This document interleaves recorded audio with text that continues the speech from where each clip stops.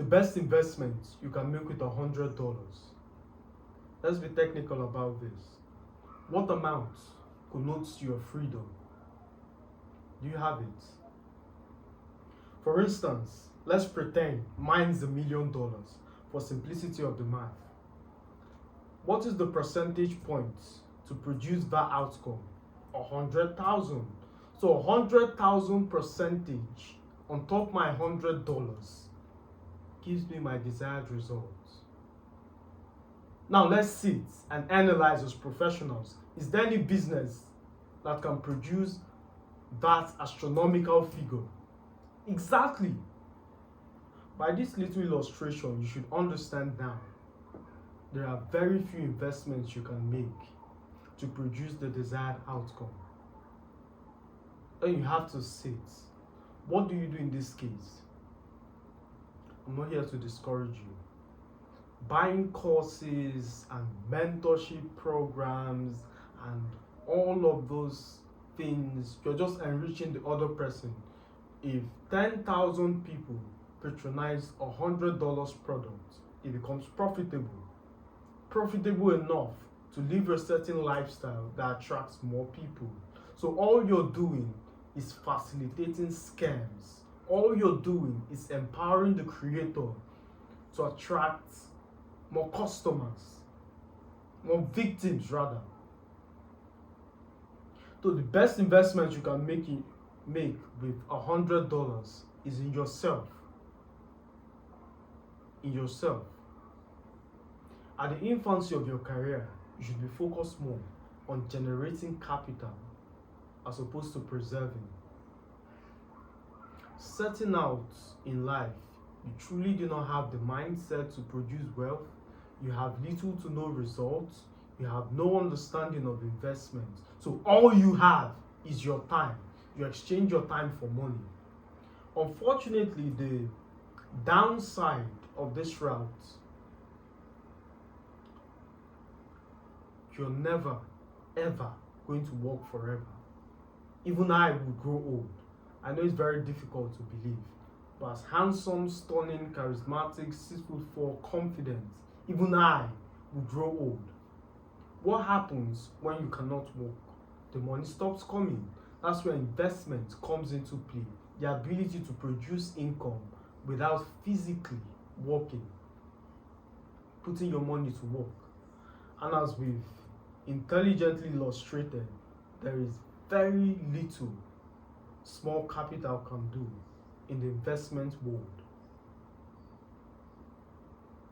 Generating capital means you have to work more. A step further from the value chain is when you can give up the same amount of time and get paid more. How? By becoming more valuable.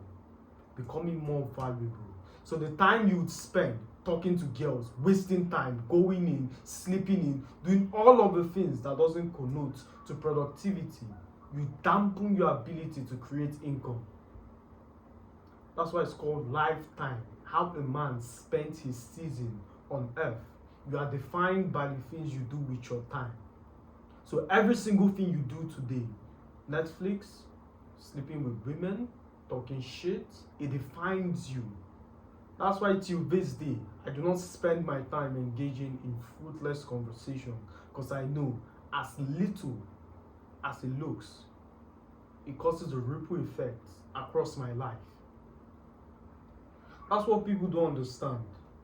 The micro leads to the macro. How you do the small things is how you do the big things. If you're not undisciplined in one area, you're undisciplined.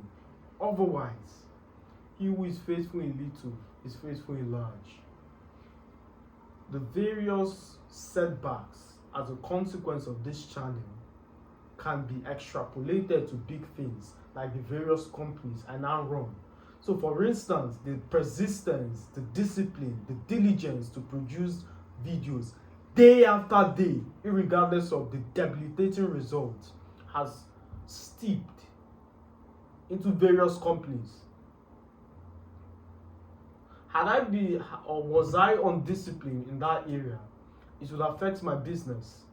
It would affect what I'm creating. It would affect various aspects of my life.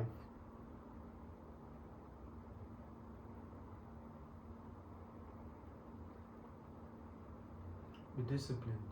How you do the small things determines how you do the big things. So focus on utilizing every single second, every single minute. Be stingy with your time. Be frugal with your time.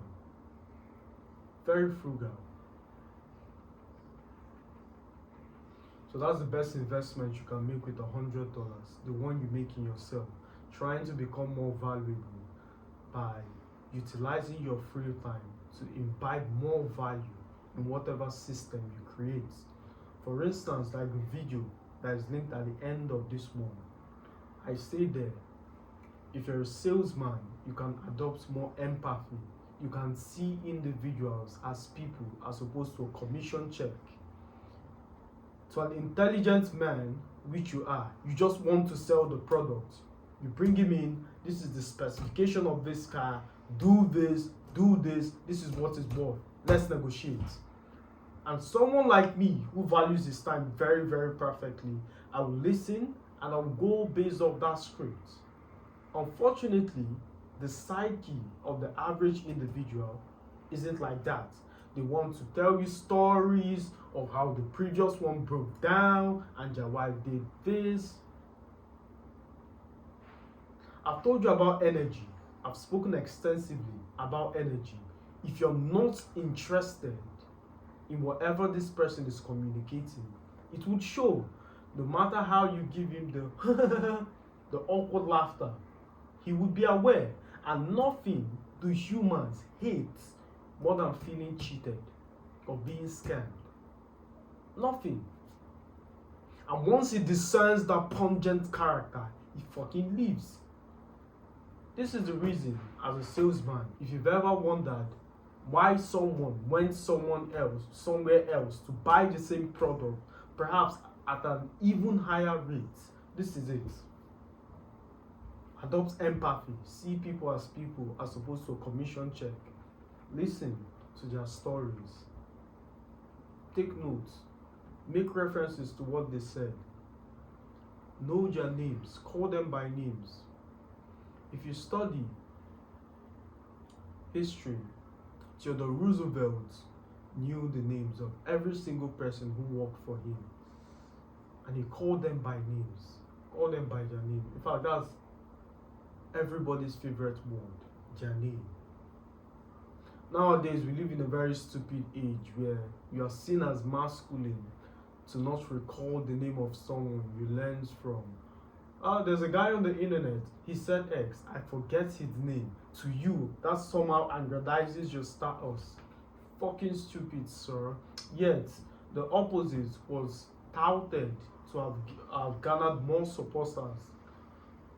To have garnered more supporters as touching the election.